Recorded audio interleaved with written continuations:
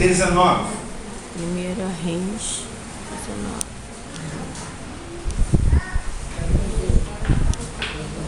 Primeiro livro de Reis, capítulo 19, a partir do primeiro versículo. Eu tenho uma curiosidade, Sérgio, saber se depois eu fico bem nesse vídeo. Não sei, a máquina da Elisete, não sei se tem O pessoal Photoshop, diz que a não. gente fica mais gordinho na câmera. Não é que eu fico mais magro, É mais da gordo nessa máquina, filmagem. pastor. É da máquina. Primeiro livro de Reis, capítulo 19. Amém? Vou deixar você assentado, você já está muito aquecido aí. Amém? E eu vou acompanhar a leitura que diz assim: Ora, Acabe fez saber a Jezabel tudo que Elias havia feito e como matar a espada todos os profetas. Então Jezabel mandou o mensageiro Elias a dizer-lhe: Assim me façam os deuses, e outro tanto, se até amanhã, a estas horas, eu não fizer a tua vida como a de um deles. Elias teve medo e correu para salvar a sua vida. Quando chegou a Berseba, que pertence a Judá, deixou ali seu moço. Ele mesmo, porém, foi ao caminho de um dia. Chegou, assentou-se debaixo de um zimbro e pediu para si mesmo o quê? Dizendo: Já basta, ó Senhor, toma agora a minha vida, pois não sou melhor do que meus pais. E deitando-se, dormiu debaixo do zimbro.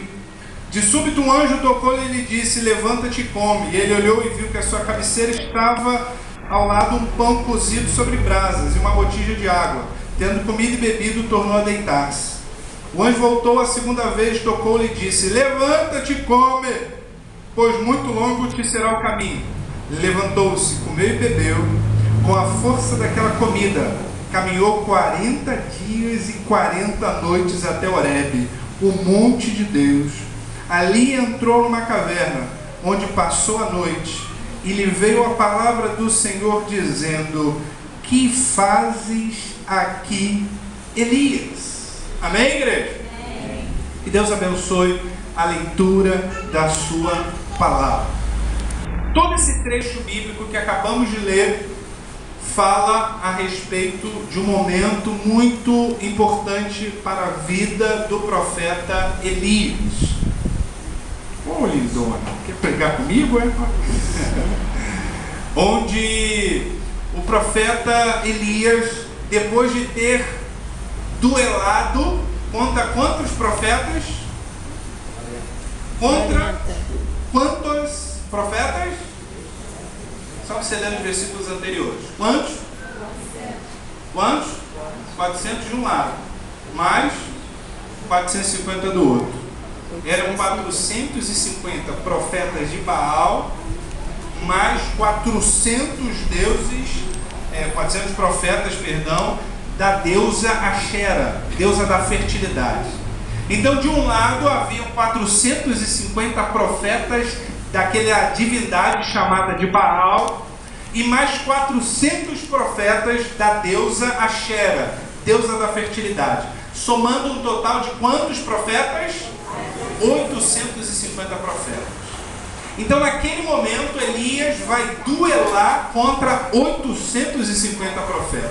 Ali é uma jihad, chamada nesse tempo, né, Luan? Né, Luan? Luan, as crianças hoje com esse ajudo, se os responsáveis não pegarem para deixar junto, vai ficar difícil eu pregar, ok? Então, preciso da ajuda, ok? Isso, obrigado, gente.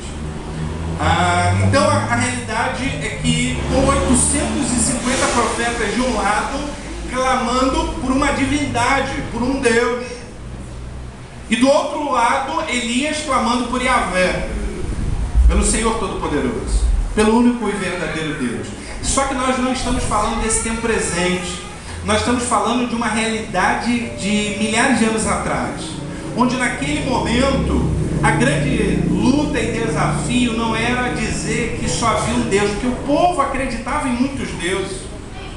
Hoje, na Índia, existem a cultura de mais de 1 milhão de deuses, de modo que até o rato na Índia é sagrado. A vaca na Índia é sagrada. Certa feita eu lembro de um vídeo missionário que mostrava um templo indiano onde o deus adorado era o rato. E havia uma criança, a cabeça raspada, no altar daquele templo, coberta de ratos. Porque à sua frente estava uma botija de comida onde os ratos vinham para comer. Então era uma rataiada só. E o povo daquela tribo ia até aquele lugar para adorar aquilo que, se você puder, você chuta para bem longe. Tinha gente que ia lá só para adorar. Tinha gente que ia lá só para se encostar. Então há tribos que adoram o gato, há tribos que adoram a vaca, o boi, o mar, o sol. Mais de 1 milhão de deuses cultuam os hinduístas. Logo, naquela época não era muito diferente não, o povo também adorava um monte de coisa. E Elias estava ali num desafio de mostrar que o Deus ao qual o povo de Israel servia e cultuava era um Deus muito mais forte e poderoso do que os demais deuses. E ali Jezabel, que se casa com o rei Acabe, há uma aliança entre povos. O rei Acabe casa-se com Jezabel, que vem da Fenícia, e ao casar-se com ela, ela é aquela mulher mandatária, é aquela mulher sargentona que manda no marido. Não sei se vocês conhecem algum tipo de gente assim, só na Igreja Batista da Conchinchina. E lá Jezabel já começa a meter a mão no dinheiro do marido. Ela pega do tesouro do governo, ela pega do tesouro do palácio verba para alimentar, para financiar toda a prática da cultura à divindade Baal e toda a prática de adoração à divindade Axera, a deusa da fertilidade. Ela pega do dinheiro público para dar para esses profetas dessas divindades. E ela começa a financiar. Quando Elias vê o que está acontecendo, sabendo que o povo está saindo do caminho, entra esse momento do duelo, onde Elias clama, e o que acontece? Fogo dos céus cai e consome todo aquele altar, inclusive o sacrifício. Mas antes disso, ele deu a chance para que os profetas de Baal saíssem na frente. E eles clamam, eles se mutilam, se rasgam, se cortam, mas continuam da mesma forma. Jezabel era uma assassina de profetas de Israel. Era alguém que tinha sangue na boca, porque ela queria disseminar uma cultura pagã. E o próprio rei Acabe estava sendo influenciado por essa cultura da sua rainha, chamada de Jezabel. O povo estava indo para a idolatria, para a adoração de falsos deuses. Até que Elias chega nesse momento crucial, ora, clama, fogo do céu desce, consome o altar, e todo o povo passou a cultuar, todo o povo passou a admirar, todo o povo passou a celebrar pela vida do profeta Elias e pelo Deus que Elias servia. O nome de Elias foi contado, o nome de Elias foi bradado por aquilo que ele acabara de fazer. Um homem que não teve medo de 850 profetas. Porque deixa eu te dizer, você vai falar assim, pastor, mas ele estava no nome do Senhor, então para ele foi muito fácil, não tinha realmente que ter medo. Vamos puxar na nossa realidade? Imagina, alguém vira para você e fala assim, vamos mostrar para Guaratiba quem é o Deus mais poderoso. Junta 850 pares de santo dessa região, de um lado, e bota você do outro. E diz, tu vai clamar para o teu Deus e a gente vai clamar para o nosso demônio. Ia ser fácil para você? Não. Tem crente quando passa perto da macumba, opa, dá licença. Passa. Estou falando alguma mentira? Não.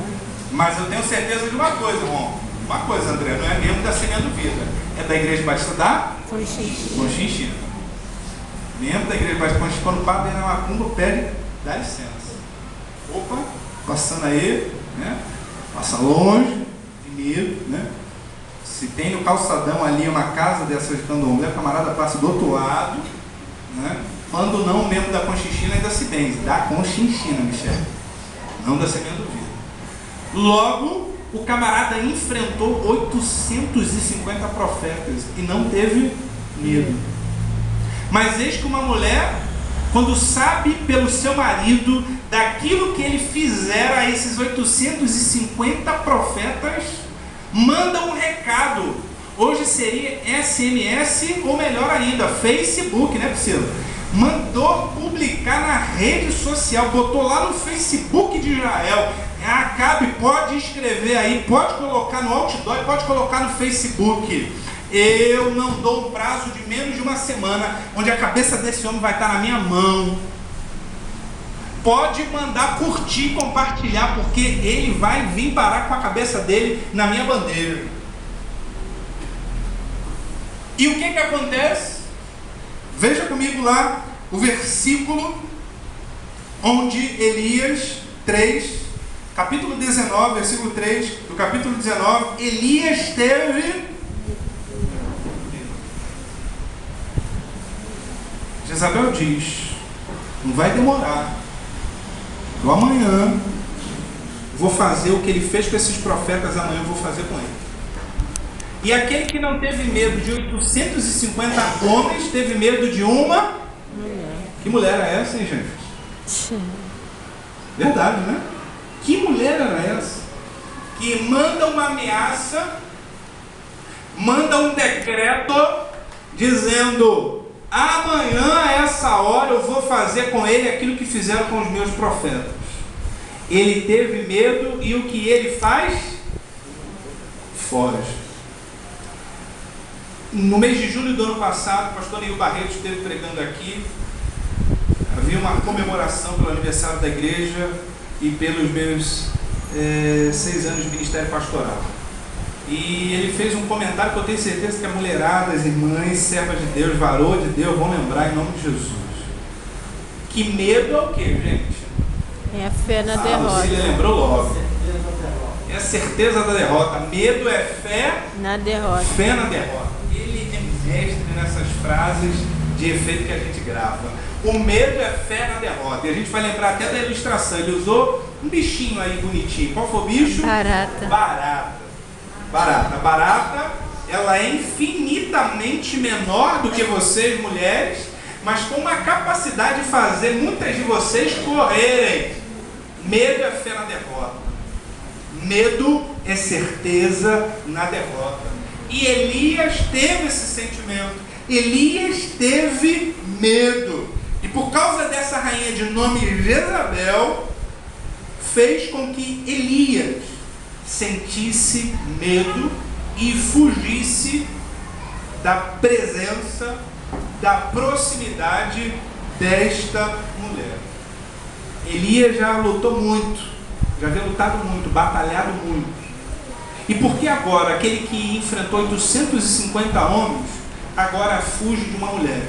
Quero perguntar a vocês, vamos fazer uma enquete, uma interatividade.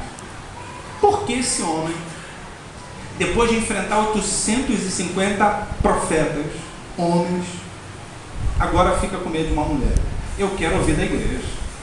Tenho aí 15 minutos para a gente acabar o sermão mesmo, então você pode ficar tranquilo aí, pensar aí e me falar. Vamos lá.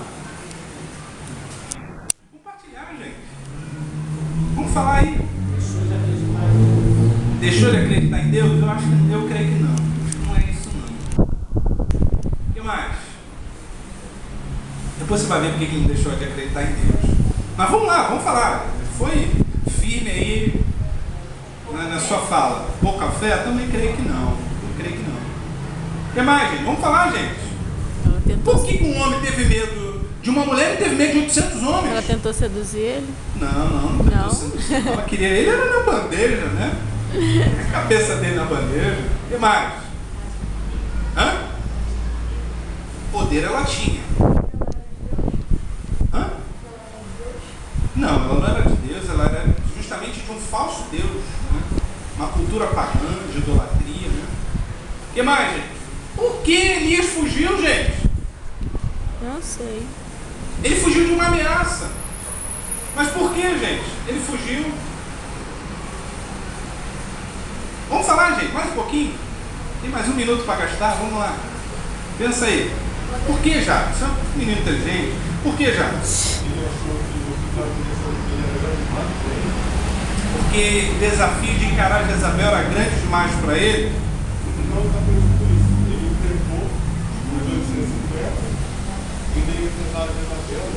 Beleza, vou ficar com a fala de Jacques, porque ele bateu na trave e está querendo entrar a bola e agora a gente vai fazer o gol.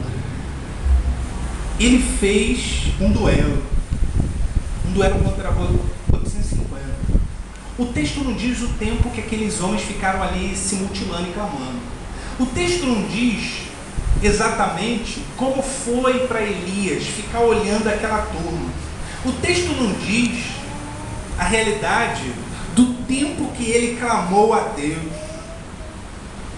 Mas o texto mostra o duelo contra 850 homens, se rasgando, se mutilando. Aí você imagina, o camarada está lá olhando 850 homens se rasgando, eles se cortavam, eles se sangravam, eles estavam ensanguentados. Tu imagina, gente, 850 homens fazendo doideira, loucura, para ver se acontece alguma coisa, e a coisa não acontece.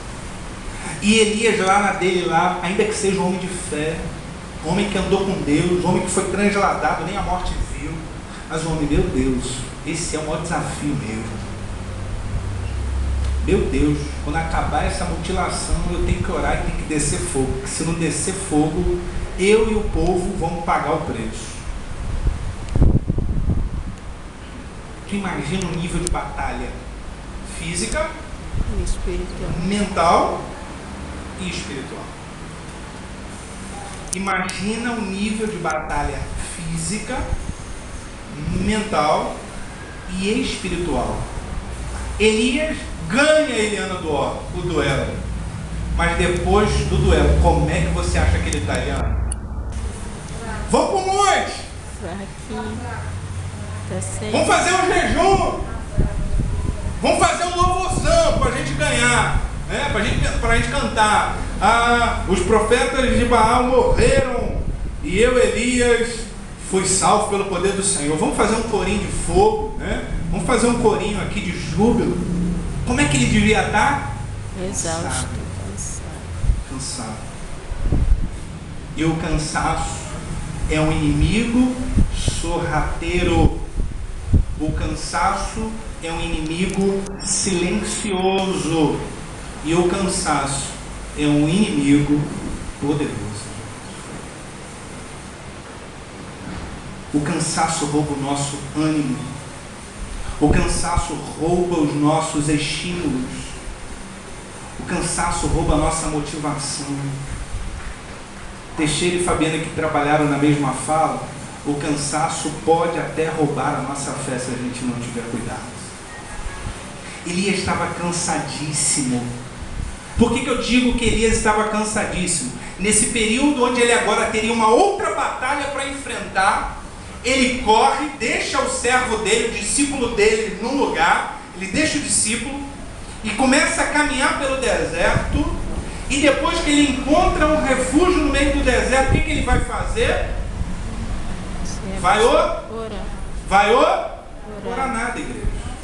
Vai se abastecer. Leia a partir do versículo 4 em diante, você vai ver o que ele fez. Ele vai dormir. Versículo 4 em diante, ele mesmo, porém, foi ao deserto ao caminho de um dia, chegou, assentou-se debaixo de um zimbro e pediu para si mesmo A morte. O camarada estava tão desgastado que ele já estava pedindo até para morrer, já estava com aquela ideia de uma coisa, eu tenho certeza, pensava ele, até a morte vai ser lucro para mim. O cara está tão cansado que ele já está querendo até desistir da vida.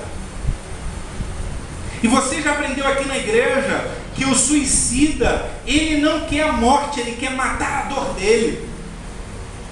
O suicida, ele não quer acabar com a vida, ele quer acabar com a dor.